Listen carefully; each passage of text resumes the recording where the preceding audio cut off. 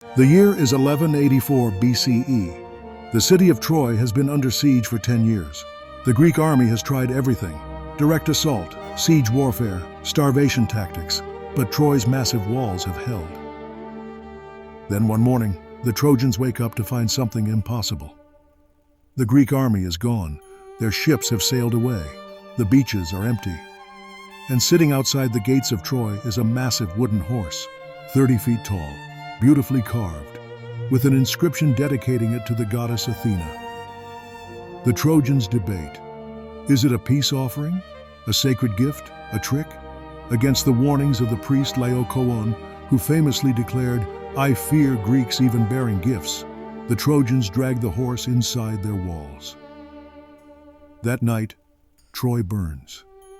Greek soldiers, hidden inside the horse, emerge in darkness, open the city gates, and let in the Greek army that had only pretended to sail away. By dawn, the greatest city in the ancient world is destroyed. This is the story of the Trojan Horse, the most famous military deception in history. But did it actually happen? Or is it just a myth? Today we're going to examine the archaeological evidence, analyze the military tactics, and separate historical reality from poetic legend. Because whether the horse was real or not, the deception tactics it represents were very real, and they changed warfare forever. The story of the Trojan horse comes primarily from ancient sources: Homer's Odyssey, Virgil's Aeneid, and other Greek and Roman texts written hundreds of years after the event supposedly took place. Here's what the ancient sources say.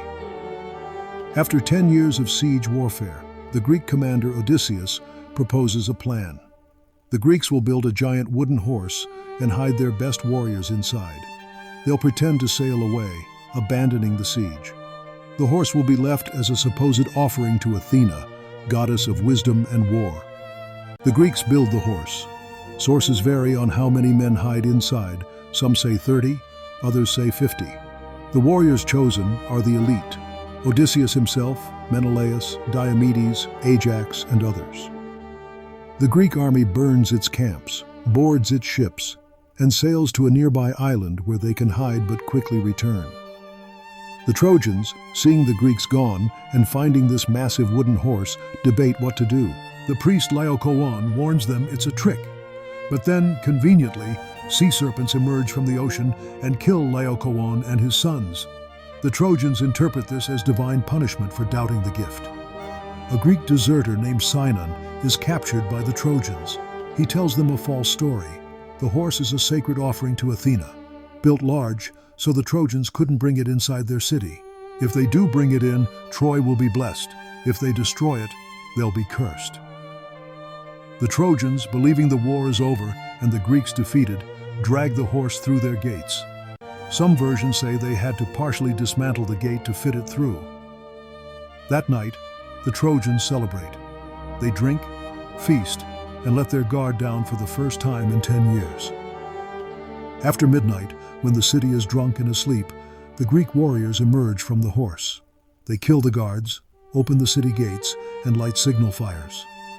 The Greek fleet, which had been hiding nearby, sees the signals and returns. The army floods into the undefended city. By morning, Troy is burning. King Priam is killed. The Trojan men are slaughtered. The women and children are enslaved. The city is destroyed so completely that it will remain lost for over 3,000 years. This is the story. But is it history or mythology? For centuries, scholars dismissed the entire Trojan War as pure legend. There was no archaeological evidence, no proof Troy even existed. Then in the 1870s, a German archaeologist named Heinrich Schliemann started digging in northwestern Turkey at a site called Hisarlik. And he found something remarkable. Layer upon layer of ancient cities built on top of each other over thousands of years. One of these layers, Troy Sevena, dates to approximately 1180 to 1190 BCE, exactly when the Trojan War was supposed to have happened. And this city shows clear evidence of destruction by warfare: burned buildings, hastily buried bodies, weapons, signs of a violent end. So Troy was real. and it was destroyed by warfare at the right time period. But what about the horse? Here's where it gets interesting. While we have no archaeological evidence of a literal giant wooden horse, we have something potentially more revealing: evidence of the deception tactics the horse represents. Ancient warfare was full of deception tactics similar to the Trojan horse concept. The Assyrians used fake deserters to infiltrate cities. The Persians hid soldiers in supply wagons to get past enemy gates. Various ancient armies used false retreats to lure enemies into ambushes. Greek warfare, specifically, had a long tradition of stratagems, deceptive tactics designed to outsmart enemies rather than simply overpower them. So while a literal 30-foot wooden horse might be poetic embellishment, the core tactical concept, hide soldiers in something the enemy will bring inside their walls, is entirely plausible and matches documented ancient military tactics. Some historians have proposed alternative theories about what the horse might have actually been. Theory 1. It was a siege engine. The Greeks built a battering ram or siege tower shaped like a horse.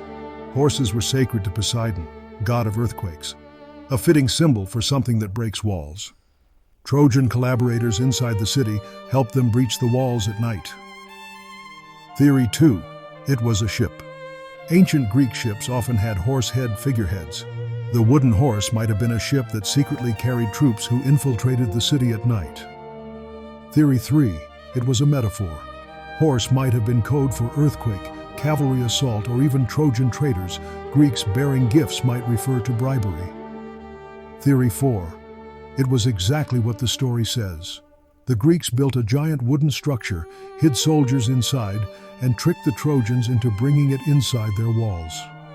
We may never know which theory is correct, but what we do know is that the tactical principle, infiltration through deception rather than force, was standard in ancient warfare. Regardless of whether the horse was literal, the Trojan horse story represents one of the most important concepts in military history: strategic deception. Sun Tzu, writing in ancient China, said, "All warfare is based on deception." The Trojan horse embodies this principle perfectly. After 10 years of siege warfare, the most direct, brutal form of combat, the Greeks win through intelligence, not strength, through trickery, not valor. This is psychological warfare, making your enemy believe the war is over, making them lower their guard, exploiting trust, pride, and religious belief. The Trojan horse succeeds because it targets human psychology. The Trojans want to believe the war is over. They've been under siege for 10 years. The sight of the empty beach and the departed ships is what they've been praying for, so they're predisposed to believe it. The horse plays on their religious beliefs. It's supposedly an offering to Athena. Destroying it would be sacrilege. The death of Laocoön seems to confirm this. So religious fear overrides tactical caution. The defector, Sinon tells them what they want to hear: that the Greeks are defeated, that the horse brings divine favor, that bringing it inside makes Troy invincible. Confirmation bias does the rest. And finally, pride. The Trojans have held out for 10 years. They've proven their strength. In their moment of triumph, they let their guard down. The very success of their defense makes them vulnerable. All of these psychological factors are still used in military deception today. False flag operations, disinformation, Trojan horse malware, and cybersecurity, literally named after this ancient tactic. The principle remains: make your enemy believe they're safe, then strike when they're vulnerable.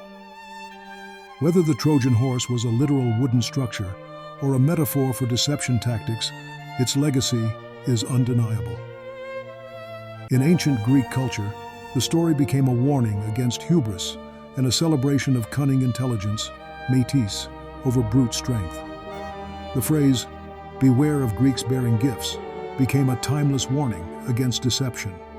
In modern military doctrine, Trojan horse tactics refer to any operation where forces infiltrate enemy territory by hiding in something the enemy will willingly accept.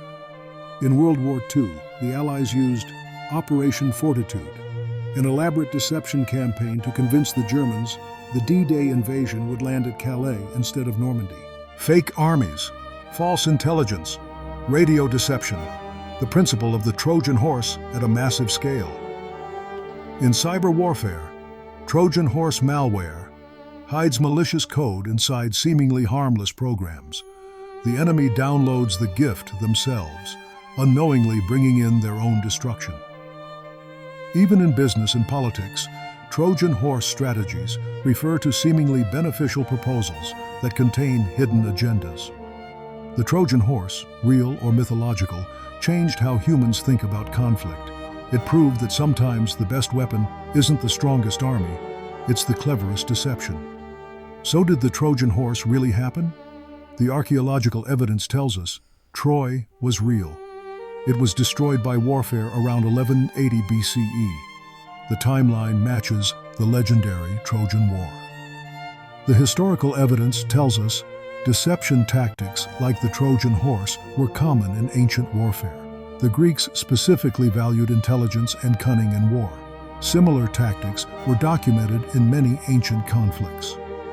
The literary evidence tells us the story was recorded by multiple ancient sources, though with variations. It was treated as historical by ancient Greeks and Romans, not as pure fiction. My conclusion: something happened at Troy around 1180 BCE that involved Greek deception and infiltration. Whether it was a literal wooden horse, a siege engine, a covert night operation, or something else entirely, we may never know with certainty. But the core tactical truth of the story, that the Greeks won through deception after 10 years of failed siege warfare, is entirely plausible and fits the archaeological evidence. The Trojan horse might be 10% literal history and 90% poetic embellishment, or it might be exactly what the ancient sources described. Either way, it represents a fundamental truth about warfare that remains relevant 3,200 years later. Sometimes the greatest weapon is not strength, but deception. Not force, but cunning. Not the army at the gates, but the enemy's own belief that the war is over. The gates of Troy opened because the Trojans believed they had won, and that belief destroyed them. In war, as in life, the most dangerous threats are often the ones we invite inside ourselves. If you want to learn more about ancient warfare tactics, deception in military history, and the archaeology of the Trojan War, subscribe to this channel. We're uncovering the reality behind ancient battles, one war at a time. And remember, always beware of gifts from your enemies, even if they come in beautiful packaging, especially if they come in beautiful packaging.